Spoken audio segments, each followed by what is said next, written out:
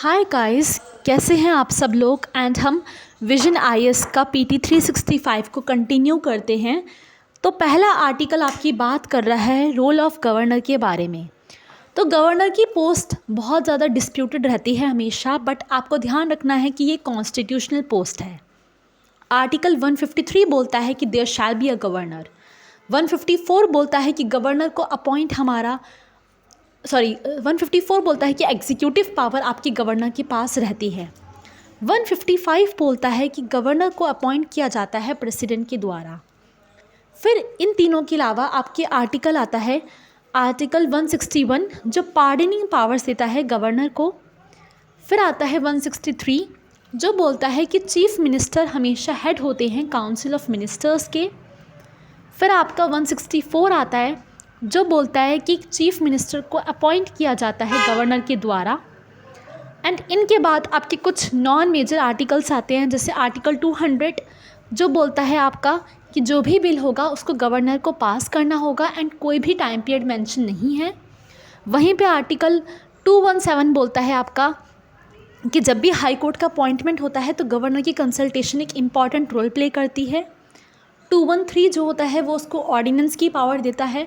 And 201 बोलता है कि जब भी आप बिल्स को रिजर्व कर रहे हो प्रेसिडेंट के लिए तो आप कर सकते हो on the basis of constitutionality.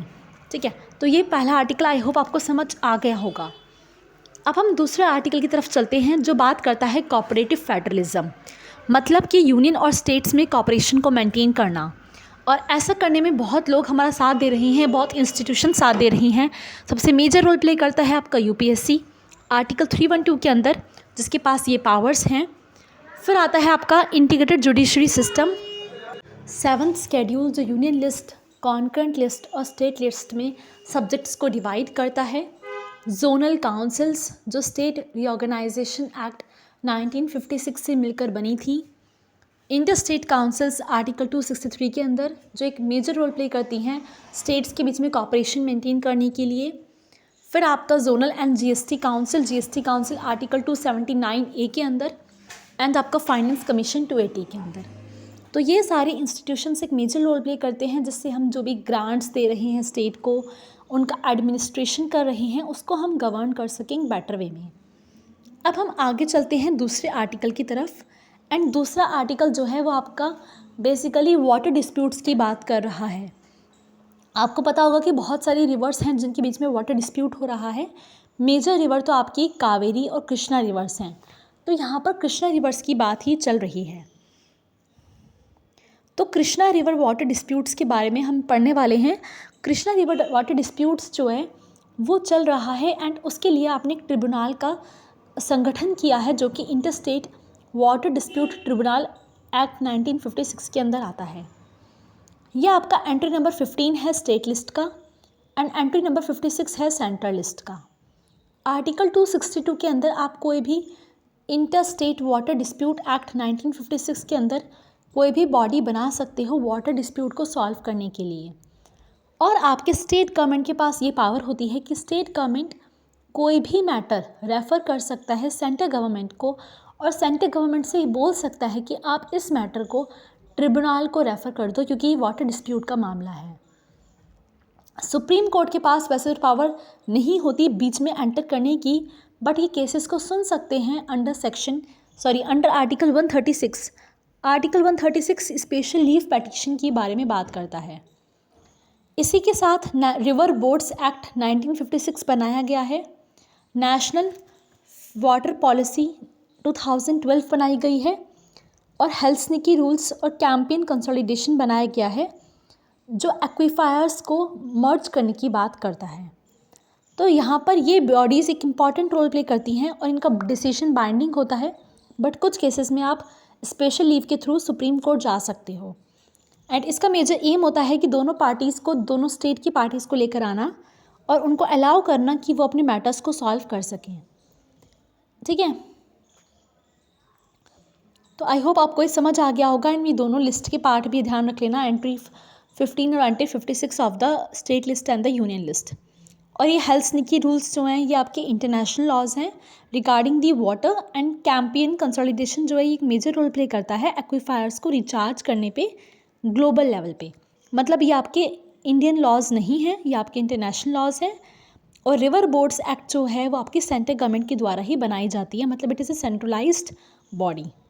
ठीक है, आई होप आपको ये समझ आ गया होगा। एंड हमारा जो यूनिट 3 है वो कंप्लीट हो चुकी है। आई होप आपको समझ आ रहा होगा। एंड आ रहा है, please do like the session and share it.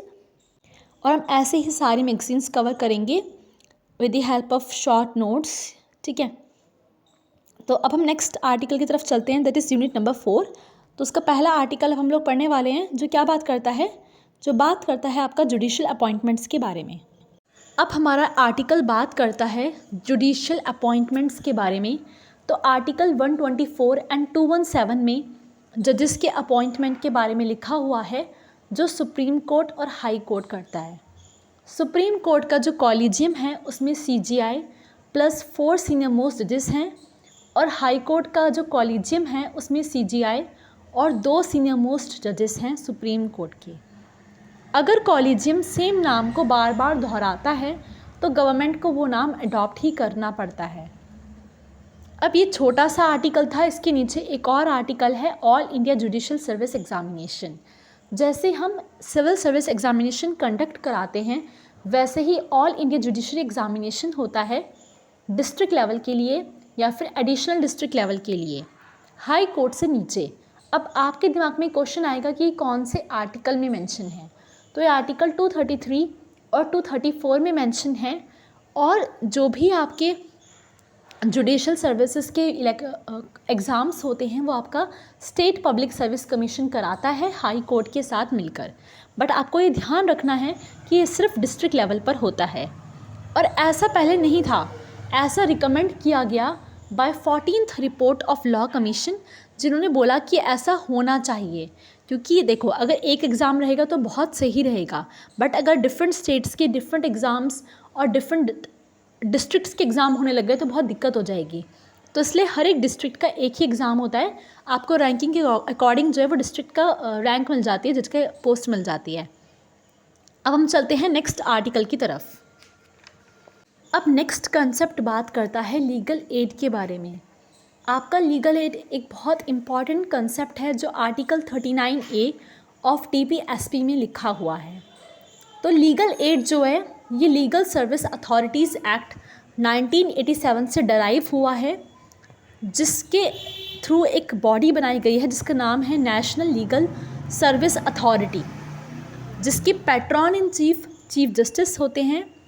Chairman कोई भी रिटायरिंग या सिटिंग जज हो सकता है। एंड टोटल इसमें 9 मेंबर्स होते हैं टोटल। अब लीगल एड कौन कौन से पर्सन ले सकते हैं? अगर मैं स्टेट गवर्नमेंट की बात करूं तो जिन पर्सन्स की इनकम 5 लाख से कम है वो ले सकते हैं। और सुप्रीम कोर्ट ने अपनी खुद की गाइडलाइंस बनाई है। उन्होंने बोला है कि अगर किसी की इनकम 60,000 से लेकर 7,50,000 तक है तो वो पर्सन भी मिडिल इनकम ग्रुप में ही आएगा और उसको भी लीगल एड मिल सकती है। अब ऐसा तो नहीं है कि यही है सिर्फ, कुछ और भी आपकी स्कीम्स चल रही हैं, जैसे कि दिशा स्कीम चल रही है जो डिपार्टमेंट ऑफ जस्टिस के अंदर आती है। न्याय बंधु स्कीम चल रही है जो ministry of legal justice pro bono legal services के अंदर आती है। टेली लॉ जो कॉमन सर्विस सेंटर्स पर अप्लाई होते हैं। और न्याय मित्रा स्कीम जो डिस्ट्रिक्ट जुडिशरी के द्वारा एप्लीकेबल और या स्टार्ट की गई है 2017 में। लीगल एड बेसिकली वुमेन को, चिल्ड्रन को, SC ST को, माइनॉरिटीज़ को, वर्कर्स को, फार्मर्स को दी जाती है, क्योंकि वो अफोर्ड नहीं कर सकते इतनी एक्सपेंसिव कोर्ट फीस, और उनके साथ न्याय करने के लिए हम ऐसा करते हैं। इसको आप पब्लिक इंटरस्टिगेशन का पार्ट या जुडिशियल एक्टिविज़म का पार्ट समझ सकते हो, क्योंकि फ्री में लीगल अपॉर्चुनिटीज़ प्रोवाइड करा रहा है आपको। तो आई होप आपको समझ आया होगा। नेक्स्ट आर्टिकल की तरफ हम लोग चलते हैं। अब आता है मेडिएशन एक्ट 2023, जो लिटिगेशन से पहले यूज़ होता है। एंड बेसिकली ये ऑनलाइन भी हो सकता है। और अगर ये किसी कम्युनिटी के बारे में है तो वहाँ पर 3 मेंबर्स तो होने चाहिए एटलीस्ट डिफरेंट कम्युनिटीज़ के। ये सिर्फ सिविल केसेस के लिए और कमर्शियल केसेस के लिए होता है। क्रिमिनल केसेस के लिए, अनसाउंड माइंड के लिए, जहाँ पर थर्ड पार्टीज़ के राइट अफेक्ट होते हैं, उन केसेस में ये नहीं हो सकता। इनका टोटल टाइम पीरियड होता है आपका 120 डेज़ का, बट ये 60 डेज़ तक इसको एक्सटेंड कर सकते हैं। अगर किसी भी पार्टी को विदड्रॉ करना है तो वो 2 सेशंस के बाद विदड्रॉ कर सकती है। रूल्स सुप्रीम कोर्ट और हाई कोर्ट के अकॉर्डिंग चलते हैं। अगर मैं इसको कंपोजिशन समझाऊँ आपको, तो पहला एक चेयरपर्सन होता है, 2 फुल टाइम मेंबर्स होते हैं, 1 पार्ट टाइम मेंबर्स होते हैं और 3 एक्स ऑफिशियो मेंबर्स होते हैं। बेसिकली इनके डिसीजंस बाइंडिंग होते हैं, बट अगर आपको किसी भी केस में अपील करनी है तो आप 90 डेज़ में अपील कर सकते हो कॉम्पिटेंट कोर्ट में। मेडिएशन जो मेडिएशन है वो basically arbitration and conciliation act का एक पार्ट है, जहाँ पर दोनों पार्टीज़ मिलकर अपना जो भी इशू होता है उसको खुद से सॉल्व कर सकती हैं। एंड इससे क्या होता है कि आपके जो पेंडेंसी ऑफ केसेस हैं वो कम होते हैं, कोर्ट का बर्डन भी कम होता है एंड टाइम टेकिंग भी कम होता है ये। एंड बेसिकली आपको इतना एक्सपेंसिव नहीं देने पड़ते। मेडिएशंस कोई भी सिविल प्रोसीजर कोड या सीआरपीसी को अप्लाई नहीं करता, वो according to the natural justice principles उसको फॉलो करके आपको जस्टिस देने की कोशिश करता है, जो कि बहुत ज़्यादा इजीली होता है इम्प्लीमेंट करने के लिए। तो आई होप आपको ये वाला मेडिएशन एक्ट 2023 समझ आया होगा एंड ये बहुत ज़्यादा इम्पॉर्टेंट था। अब इसका ही एक सब पार्ट आता है आपका लोक अदालत, जो भी यही काम करते हैं। लोक अदालत जो होती हैं वो basically legal service authorities act 1987 के अंदर बनाई जाती हैं। National, state, district, taluk levels पर, और आपकी लोक अदालत मोबाइल भी हो सकती है। ये बहुत सारे केसेस को सुनती है, जैसे कि matrimonial cases, pre litigation cases, civil cases, non compoundable criminal cases, partition और लैंड डिस्प्यूट केसेस। जो भी रूल्स होते हैं वो सीपीसी के अकॉर्डिंग ही गवर्न किए जाते हैं, और लोक अदालत से कोई भी आपकी अपील नहीं जाती है। ये आपको ध्यान रखना है कि लोक अदालत जो होती है वो सिविल और क्रिमिनल केसेस दोनों सुनती है, और इसकी कोई भी अपील नहीं होती है। ये आपका बिल्कुल फाइनल होती है, बाइंडिंग होती है, और दोनों पार्टीज़ को इसको मानना ही पड़ता है। आजकल मोबाइल लोक अदालत चल रही हैं, मतलब लोक अदालत जो होती हैं वो हर जगह जगह जाती हैं। और बेसिकली गाज़ियाबाद में अगर मैं डिस्ट्रिक्ट कोर्ट की बात करूं तो वहाँ पर भी एक दिन पर्टिकुलर आपका लोक अदालत लगती है, और नेशनल लेवल पर भी एक सेम डे पर पूरी नेशन में आपकी लोक अदालत लगी जाती है। बेसिकली ऑन सैटरडेज़ वहाँ पर आप छोटे छोटे केसेस को देख सकते हो, जो बैंक्रप्सी से रिलेटेड होता है या फिर कोई और केस है, मैट्रिमोनियल डिस्प्यूट है, वो सारे केस आप देख सकते हो। और वहाँ पर इतना स्ट्रिक्ट प्रिंसिपल्स नहीं होते, बेसिकली कंपनसेशन दिया जाता है, पनिशमेंट थोड़ी कम ही दी जाती है इन केसेस में। तो आई होप आपको ये समझ आ गया होगा। एंड हम लास्ट आर्टिकल पढ़ेंगे आज का, जो कि मॉडल प्रिजन्स एक्ट के बारे में है। ठीक है, मॉडल प्रिजन्स एक्ट 2023, इसने 3 लॉज को रिव्यू किया। पहला था प्रिजन्स एक्ट 1894, दूसरा था प्रिजनर्स एक्ट 1900 एंड तीसरा था ट्रांसफ़र ऑफ प्रिजनर्स एक्ट 1950। इन तीनों लॉज को रिव्यू किया गया एंड फिर एक नया लॉ लेकर आया गया। अब हम बात करें प्रिजन्स एक्ट 1894 के बारे में, तो वो पहला लॉ था जो बनाया गया था लॉर्ड मैकाले की कमेटी थी, जिसका नाम था प्रिजन डिसिप्लिन कमेटी, उनकी रिकमेंडेशंस पे। इसके अंदर पुलिस कस्टडी और सब्सिडरी जेल्स को इंक्लूड नहीं किया गया है। प्रिजन मतलब जहाँ पे किसी पर्सन को रोका गया है कि उसकी जो पूरी राइट्स हैं वो एक्सरसाइज नहीं कर सकता, हर जगह नहीं घूम सकता, बट प्रिजन के अंदर पुलिस कस्टडी नहीं आती है और ना ही सब्सिडरी जेल्स आते हैं। Prison reforms ministry of home affairs के द्वारा रिकमेंड किए गए 2 कमेटीज़ थी। पहली थी अलेक्जेंडर कमेटी और दूसरी थी म्यूला कमेटी। अब आपको यहाँ पर 3 टर्म्स हैं जिनका मतलब समझना बहुत इंपॉर्टेंट है। पहला है पैरोल।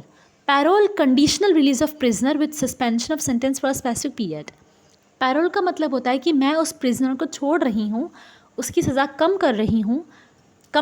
सस्पेंड कर रही हूँ कुछ टाइम के लिए। ठीक है।